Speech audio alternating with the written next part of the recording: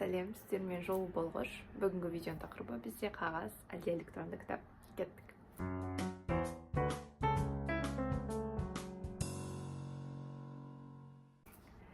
Міндетті түрде қағаз және электронды кітаптардың артықшылықтары және ортақ не нәрселері бар екенін жазып қойдым.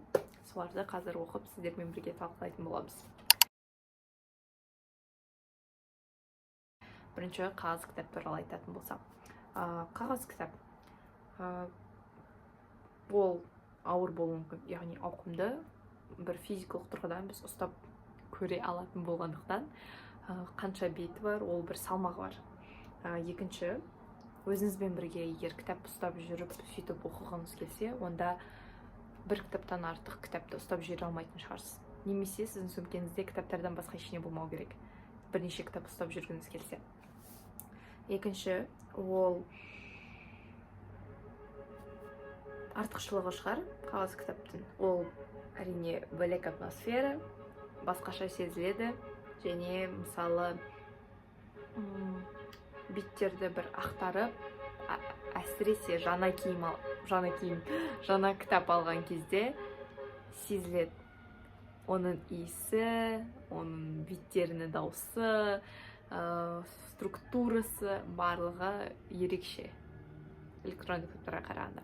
Сондықтан электронды кітаптарға қарағанда кәдімгідей бір бөлек атмосферасы бар, жағымды, ол қағаз кітаптар әрине.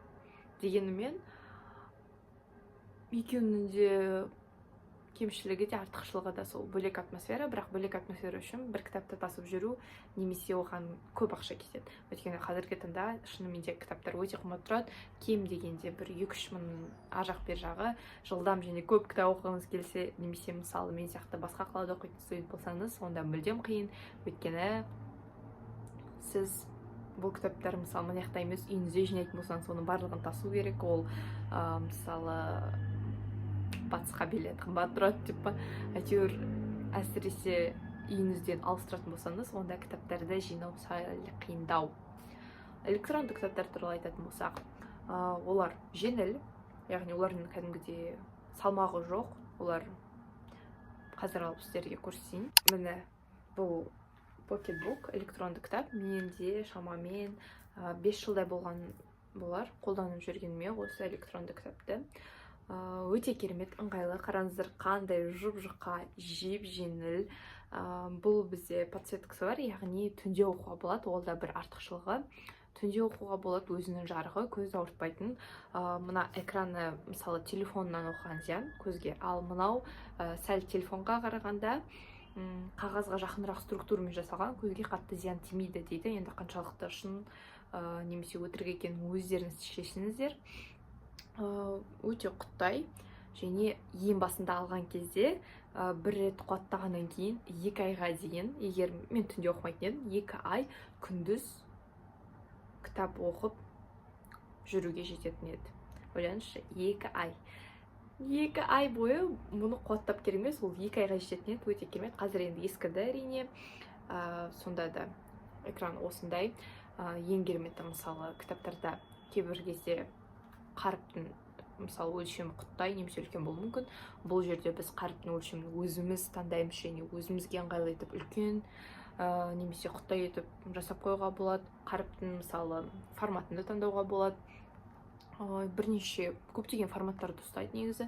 Электронды кітаптар интернеттен сатып алуға болады, тегін табуға болады. Бірақ ол енді бөлек сұрақ. Осындай USB-мен қуатталады және компьютер арқылы бір есімде жоқ қанша екені, бірақ әйтеуір 1000-нан астам кітап жүктеледі. Соның өзінде память әлі толған жоқ. Өте керемет құрылғы негізі қарап тұрсақ. Көріп тұрсаңдар, менің қолым алақаным толықтай ұстай алады, яғни қатты үлкен емес. Әртүрлі негізі өлшемдер бар, бірақ бұл енді стандартты болды сол кезде. Маған ұнайтыны, қазір бұлардың мысалы сенсорный түрлері шықты, яғни экран телефон сияқты сенсорный, немесе Wi-Fi бар, немесе түрлі түсті деген сияқты. Бұл ең қалай айтсам, ең арзан емес, бірақ ондай функциялары жоқ покетбук, яғни электронды кітап. Бірақ маған сол Wi-Fi-дың түрлі түсті яғни красканың және сенсорный емес екені ұнайды. Өйткені мысалы жатып оқыған кезде байқамай қолың тиіп кеткен сайын егер кітаптың беттері ары бері ауыса беретін болса ыңғайсыз. Ал бұл жерде бізде кнопкалар болғандықтан оларды нақты басасында сөйтіп келесі бетке өтесің, сондықтан өте ыңғайлы. Wi-Fi үшін төлеудің мен үшін бір мағынасы жоқ, өйткені мен компьютерға кіремде қалаған толған кітаптарды ішіне жүктеп қоямын, ішінде тұра берсін. Бір кітаптың ішінде, яғни 3000-нан менде бұның өзінде 1000-нан астам кітап бар, және ол білмеймін, бір килобайт, мегабайтта емес, бір килобайт өлшемді алып тұр осы покетбуктың ішінде. Сондықтан өте керемет нәрсе. Және мысалы қағаз кітаптарды тасу қиын болса, өзіңізбен бірге бұны ұстап жүру өте ыңғайлы. Бұны кез келген жерде оқу ыңғайлы, қуатты бір электронды кітаптың рекламасы сияқты. Әйтеуір осыдан кейін менде айтпақшы, бұл модель біреулерге қызықты болса покетбук 616 деп аталады. Міне жазылып тұр, айтпақшы, технология E-Link карта безопасна для зрения, яғни көзге сол зақымы тимейтіндей бір технологиямен жасалған экраны. Шынымен де мынандай матовый, қарап тұрсаңыздар, осындай керемет, өзіме ұнайды. Және осы жеңіл болғандықтан оқу, көп кітап оқисың шынымен де. Өйткені жалпы кітап оқу процесі сен үшін қиындатып кетпейсің, мысалы өзің үшін өміріңді қиындатпайсың. Кітап тасып жүру керек, кітап сатып алу керек деген сияқты. Жай ғана бір құрылғы, оның үшін 1045 кітап, алда оқи бер, кнопкамен басасың да, қуаттайсың да болды деген сияқты. Сондықтан өте ыңғайлы шыны керек. Заметка, мысалы жазған кезде немесе цитата, қағаз кітаптарда бір қолмен сызып, білмеймін, беттерді бір қайырып сөйтіп қоятын болсақ, бұл жерде біз кәдімгідей бүйтіп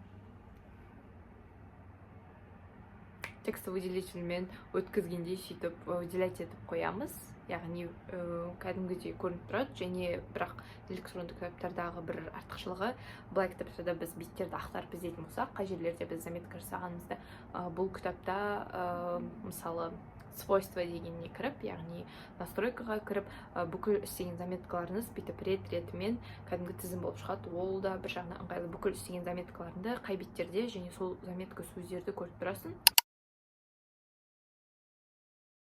Айтпақшы, жаңа бір кітап 2-3 мың тұрса, мысалы бұны мен кезінде шамамен 5 жыл бұрын алып берген кезде маған 50 әлде 60 мың сол шамасында тұрды. Нақты есімде жоқ, бірақ қанша тұрғаны сондай шамада әйтеуір.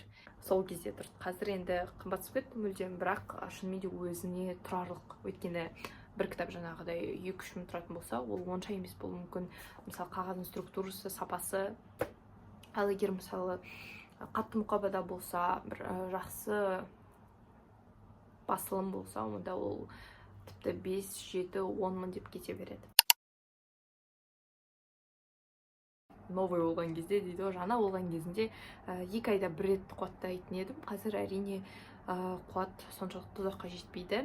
Техника болғандықтан әрине істен шығады, ал қағаз кітаптар әрқашан қолында. Бірақ әрине кейбір кітаптар, мысалы мен үшін кейбір кітаптар жай ғана бір оқып тастауға, ішіне бір ой алуға болды деген сияқты сондай кітаптар бар. Сондықтан оларды электрондыққа ыңғайлы, босқа ақша кетірмей және тасып жүруге де ыңғайлы болады. Ал кейбір кітаптарды әрине қағаз түрінде болғанын қалайсың, өйткені оларды алып, кәдімгідей ұстап, көріп, иіскеп дегендей сөйтіп оқығың келеді. Сондықтан бұл кітаптарға байланысты және сіздің өзіңізге байланысты. Кейбір адамдарға мысалы кәдімгідей электронды оқыған ұнамайды, қатты ұнамайды. Кейбір адамдар керісінше электронды кітап оқып үйреніп қалғандықтан оларға қағаз кітапты тасып және оқып жүрген ыңғайсыз. Сондықтан екеуінде бірге алмастырып оқыған, ол әрине керемет. Электронды кітап әрине, егер қаражатыңыз болса, егер шынымен де кітап оқу қызықты және өзіңізге бір керек нәрсе болса, сатып алған әрине күшті. Бірақ олсыз да қазір әсіресе Алматыда, үлкен қалаларда керемет кітапханалар бар. Сол кітапханаларда бір ескі кітаптар емес, ешкімге қызықсыз, қазіргі таңда шынымен де қызықты, өзекті жаңа кітаптар шыққан сайын, бір жаңа басылымдар шыққан сайын олар қосылып, осы кітапханаларда негізінде көп кітаптар тауып алуға болады. Кітап оқудан басқа ешне істей алмайсың. яғни бір артықшылығы ол ешқандай сыртқы факторлерге сенің көңілің назарын аударып өйткені мысалы егер телефонда ноутбукта оқитын болсаңыз сізге бір уведомление келуі мүмкін, сіз білмеймін басқа жаққа ойыңыз ауысып кетуі мүмкін, ал бұл жерде дым істей алмайсыз. Бірнеше режимдер бар жаңа айтылғандай, бірақ әр электронды кітаптың яғни өзінің ерекшелігі бар. Ол алар кезде сізге қайсысы ыңғайлы деген сияқты қарап сөйтіп алуға болады. Міне осылай маған қағаз кітапты да электронды кітапты да оқыған негізінде ыңғайлы, әр кезде әрқалай екеуі болғанына шүкіршілік етемін. Сондықтан өздеріңіз қараңыздар, сіздер мысалы қандай кітап оқыған жақсы көресіздер, комментарияға жазып кетсеңіздер болады. Қағаз әлде электронды кітапты оқыған ыңғайлы ма сізге? Қанша адамға қызықты екен бұл тақырып, өйткені негізінде көп адам көргенде басында қолында ұстап отырасың, далада көшеде оқып жатқанда біреулер сұрайтын еді, мысалы не мынау деген сияқты, түсінбейді. Планшет десе планшет емес, телефон десе телефон емес, андай өлшемі де біртүрлі, өзі де біртүрлі, андай интерфейсі, өйткені артық ештеңе жоқ, телефондарда сияқты, тіпті камерасы да жоқ деген сияқты. Мысалы осындай тек бары 3 бізде кнопка, мына жерде қосылып өшіріледі, мен 4-еу. Мына жерге айтпақшы CD карта тығуға болады, егер ішіндегі память жетпей жатса, бірақ памяті өте көп. 6 гигабайт сияқты, бірақ 6 гигабайт мен ешқашан толтырып көрмедім. 3000-дай ма кітап жүктеген өзінде килобайт болып тұрды. Өйткені кітаптар шынымен аз өлшем, аз орын алады екен. Шынымен де бүкіл кітапхананы өте ауқымды бір осындай құтақандай құрылғының ішіне салып жіберу деген инновация демей басқаша енді айта алмаймын. Сондықтан егер бұл видео пайдалы болса, қызықты болса, лайк басып тіркелуді ұмытпаңыздар. Назарларыңыз үшін рахмет. Сау болыңыздар.